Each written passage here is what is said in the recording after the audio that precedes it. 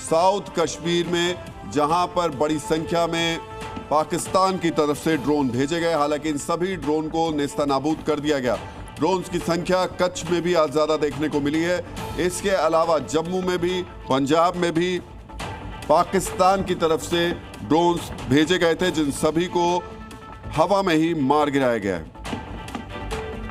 ये बड़ी खबर इस वक्त आपको बता रहे हैं। बड़ी जानकारी यह है कि कच्छ में भी ड्रोन देखे गए हैं और कच्छ में तकरीबन 8 से 10 ड्रोन आसमान में नजर आए हैं। यानी एक साथ गुजरात में, राजस्थान में, कुछ हिस्से पंजाब के भी हैं और ये देखिए गुजरात के भुज में भी कुछ ड्रोन देखे गए हैं। इस वक्त की बड़ी खबर आपको बता रहे हैं, गुजरात के भुज में भी ड्रोन हमला नाकाम किया है एयर डिफेंस सिस्टम ने। इस वक्त की बड़ी खबर आपको बता रहे हैं, गुजरात के भुज में भी कुछ ड्रोन नजर आए हैं और उन ड्रोन को भी मार गिराया गया है।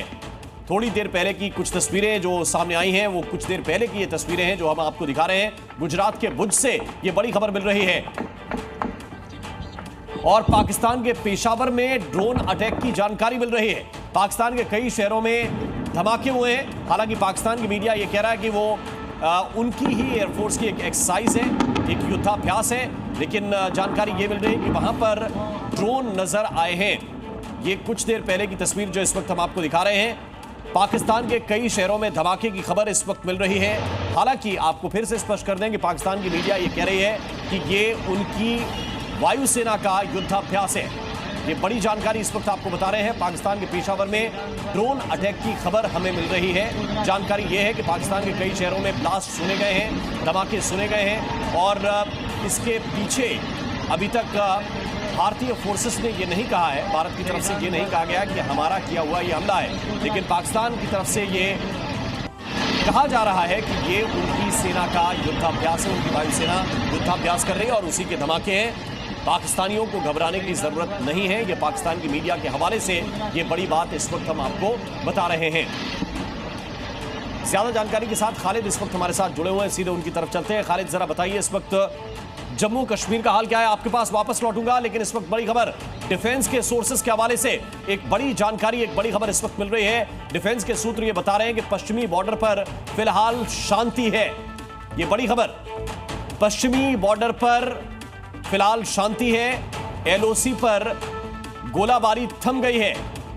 ये बड़ी खबर इस वक्त आपको बता रहे हैं। हमने पहले भी आपको बताया था कि फिलहाल की स्थिति यह है कि अभी कोई धमाके वहां पर नहीं सुने जा रहे। जो गोलीबारी हो रही थी, सीजफायर का उल्लंघन हो रहा था।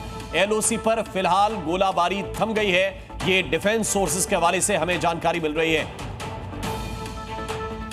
ज्यादा जानकारी के साथ खालिद हुसैन इस वक्त जुड़े हुए हैं। खालिद जरा बताइए क्या स्थिति है? सेना ये बता रही है कि फिलहाल फायरिंग रुकी है। बिल्कुल, जो कुछ देर पहले अगर हम जम्मू के नियंत्रण रेखा की बात करें, आरसपुरा की अखनूर की बात करें या फिर बेम्बर गली, कृष्णा घाटी, इन जगहों की बात करें, वहाँ जो गन्स दोनों तरफ से चल रही थी, जो भारतीय सेना ने रिटेलिएट किया था, उसको जो हमला किया गया था, उसको वो शांत हो गया है। अभी कोई गोलाबारी की खबर वहाँ से नहीं है। और कश्मीर की बात करें तो यहाँ बहुत क्लियरिटी के साथ हम दो चीज़ों को बता देते हैं। पहला, पाकिस्तान की तरफ से आज बड़ी संख्या में सीज फायर होने के बावजूद ड्रोन से अटैक किया गया और उस वक्त एलओसी पर फायरिंग भी की गई। लेकिन अब फिलहाल श्रीनगर में स्थिति बिल्कुल ठीक है। वहां किसी तरीके की धमाके की कोई खबर नहीं है। जितने ड्रोन्स आए थे उनको मार गिराया गया है। इसके अलावा एलओसी पर भी किसी तरीके की कोई फायरिंग नहीं। लेकिन हम थोड़ा पीछे चलेंगे खालिद, क्योंकि बहुत महत्वपूर्ण हो जाता है। सीज फायर के बावजूद अगर पाकिस्तान ये हरकत करता है, सीज फायर के बावजूद अगर वो बड़ी संख्या में और ज्यादा संख्या में, यानी पिछले 3 दिनों के मुकाबले और ज्यादा बड़ी संख्या में ड्रोन्स को भेजता है, तो उसकी नीयत क्या है, ये बड़ा प्रश्न चिन्ह है। और उससे भी बड़ी बात खालिद ये कि पाकिस्तान में चल किसकी रही है, वहां पॉलिटिकल लीडरशिप की चल रही है या फिर सेना की, और सेना में भी किसकी चल रही है, मुनीर की चल रही है या फिर बढ़ चुकी सेना के दूसरे हिस्से की।